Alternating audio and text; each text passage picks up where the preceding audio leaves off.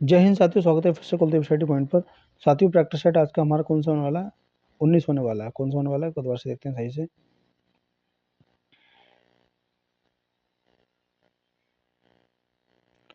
Practice set आज का हमारा कौन सा 19 होने वाला है। 18 हमने यूपीएसआई मूल विधि एनकाउंटर कंप्लीट कर लिए हैं और आज का प्रैक्टिस सेट हमारा 19 होने वाला है। चलिए शुरू करते हैं, पढ़ते हैं पहला क्वेश्चन।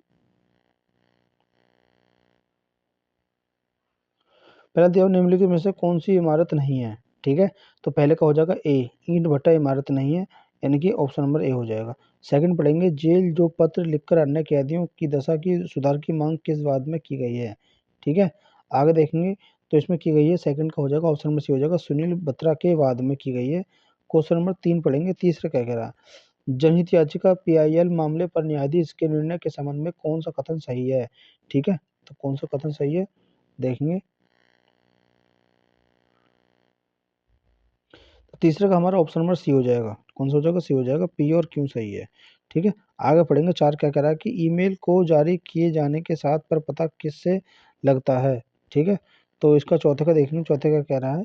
चौथे का हमारा ऑप्शन नंबर ए हो जाएगा, नेटवर्क संविदाता द्वारा किया गया पी आईपी एड्रेस। 5 पढ़ेंगे, अश्लील सूचना प्रकाशित करना सूचना प्रौद्योगिकी अधिनियम 2000 की किस धारा में दंडनीय अपराध घोषित किया गया है? तो 5 में क्या हो जाएगा? ऑप्शन नंबर सी हो जाएगा, धारा 67 हो जाएगा। आगे पढ़ेंगे। छठा क्या कह रहा है? सूचना विविकरणीय किस दिए जाने में सफलतापूर्वक के लिए शास्त्री का वर्णन किस धारा में किया गया है? तो 6 का क्या हो जाएगा? ऑप्शन नंबर बी हो जाएगा, धारा 44 हो जाएगा। आगे पढ़ेंगे। 7 क्या कह रहा है कि कंप्यूटर साधन से अभिप्राय है, तो 7वें का ऑप्शन नंबर डी हो जाएगा, हमारा कौन सा हो जाएगा? डी उपरोक्त सभी हो जाएगा। आगे पढ़ेंगे। क्वेश्चन नंबर 8 क्या कह रहा है कि अनुच्छेद 22 के अधीन गिरफ्तारियां किस प्रकार की होती हैं? तो 8 का क्या हो जाएगा? ऑप्शन नंबर सी हो जाएगा। क्या हो जाएगा? सी, पहला और दूसरा दोनों हो जाएंगे। आगे पढ़ेंगे। क्वेश्चन नंबर 9 क्या कह रहा है?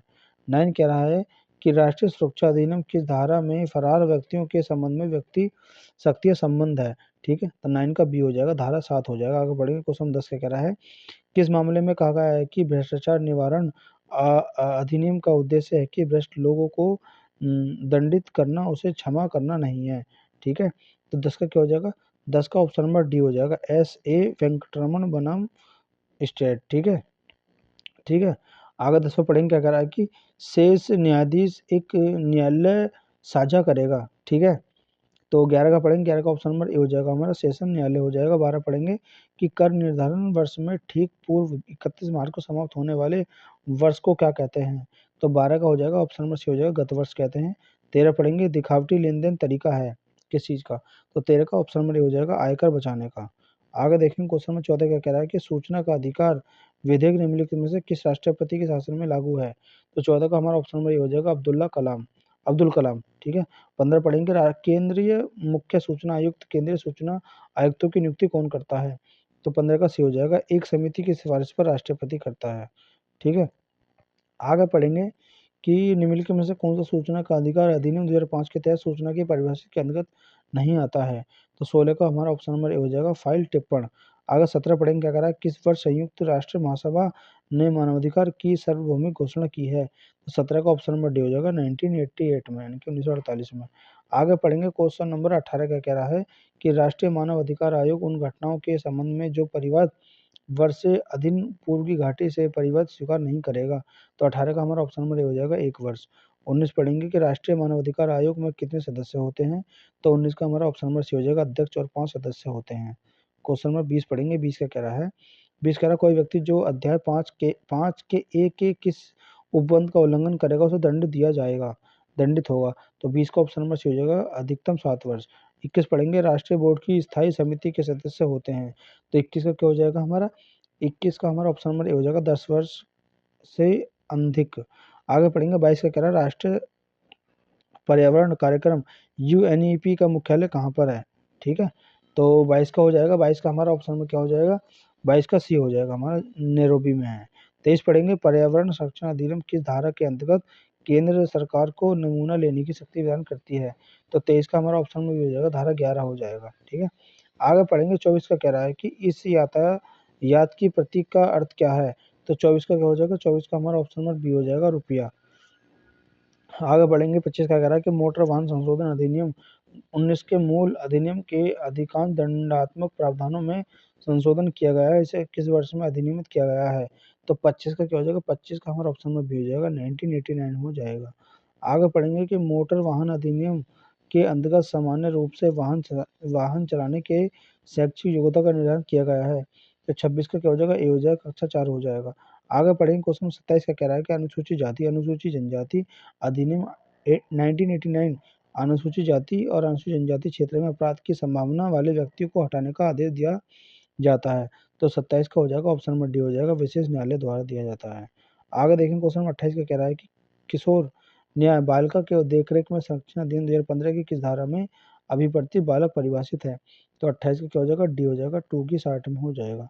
आगे पढ़ेंगे क्वेश्चन नंबर 29 का कह रहा है 29 कह रहा है घरेलू हिंसा को संबंधित केंद्र व राज्य के कर्तव्य निर्धारित है।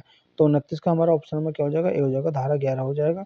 पढ़ेंगे क्वेश्चन नंबर 30 का कह रहा है दंड प्रक्रिया संहिता की धारा 156 3 के अंतर्गत प्रत्यक्ष जांच की शक्ति का उपयोग किसके द्वारा किया जा सकता है? तो 30 का हमारा ऑप्शन नंबर ए हो जाएगा, एक मजिस्ट्रेट के द्वारा। ठीक है, आगे पढ़ेंगे क्वेश्चन नंबर 31 का कह रहा है कि पुलिस अधिकारी द्वारा रिपोर्ट भेजी जा सकती है। तो 31 का ऑप्शन नंबर ए हो जाएगा, मजिस्ट्रेट को। ठीक है, 32 पढ़ेंगे एम वरदराजन बनाम स्टेट ऑफ मद्रास का संबंध निम्नलिखित में से किससे है? तो 32 का सी हो जाएगा हमारा, धारा 363 आईपीसी। आगे पढ़ेंगे 33 का करा निम्नलिखित में से कौन दुष्प्रेरण का प्रकार नहीं है? तो 33 का क्या हो जाएगा? ए हो जाएगा हमारा, अवैध लोप हो जाएगा। 34 पढ़ेंगे राम ने एक अपराध किया है जिसके लिए सजा सिर्फ 40 रुपये जुर्माना था, लेकिन वह इस राशि का भुगतान नहीं कर सकता। फिर आईपीसी की धारा 67 के अनुसार उसे भुगतान न करने के लिए अधिकतम महीने तक के लिए कैद किया जा सकता है। तो 34 का हो जाएगा हमारा ऑप्शन नंबर सी हो जाएगा, 2 वर्ष के लिए। आगे पढ़ेंगे क्वेश्चन नंबर 35 का कह रहा है कि निम्नलिखित में से विचार कीजिए। ठीक है, कौन सा सही है कौन सा गलत है? तो 35 का हो जाएगा हमारा ऑप्शन नंबर डी हो जाएगा हमारा, यानी कि उपरोक्त सभी। आगे पढ़ेंगे क्वेश्चन नंबर 36 का कह रहा है 36 कह रहा है कि भारतीय साक्षर अधिनियम 2023 की धारा 138 सम्बंधित है, किससे संबंधित है? तो 36 का ये हो जाएगा, सह अपराधी। आगे पढ़ेंगे 37 का भारतीय न्याय संहिता 2023 की धारा 189 परिभाषित विरुद्ध जमाव के लिए व्यक्तियों की न्यूनतम संख्या अपेक्षित है। तो 37 का क्या हो जाएगा? बी हो जाएगा, धारा 5 हो जाएगा। आगे पढ़ेंगे क्वेश्चन नंबर 38 का कह रहा है कि भारतीय न्याय संहिता 2023 को बल्का का आपराधिक परिभाषित है। तो 38 का क्या हो जाएगा? 38 का बी हो जाएगा, 191 हो जाएगा। आगे पढ़ेंगे 39 का कह रहा है 39 कह रहा है हमारा कि भारतीय न्याय संहिता सुरक्षा अधिनियम 2023 में दंड न्यायालयों की वर्ग का उल्लेख किया गया है। तो 39 में सी हो जाएगा हमारा, धारा 6 में किया गया है। आगे पढ़ेंगे 40 का कह रहा है कि भारतीय न्याय संहिता सुरक्षा अधिनियम 2023 की धारा 14 के तहत कार्यपालक मजिस्ट्रेट की नियुक्ति की जा सकती है। तो 40 का बी हो जाएगा हमारा, राज्य सरकार द्वारा की जा सकती है। साथियों प्रैक्टिस सेट हमारा कौन सा है? प्रैक्टिस सेट हमारा जो है 19 कंप्लीट हो चुका। मिलते हैं नेक्स्ट साइड में।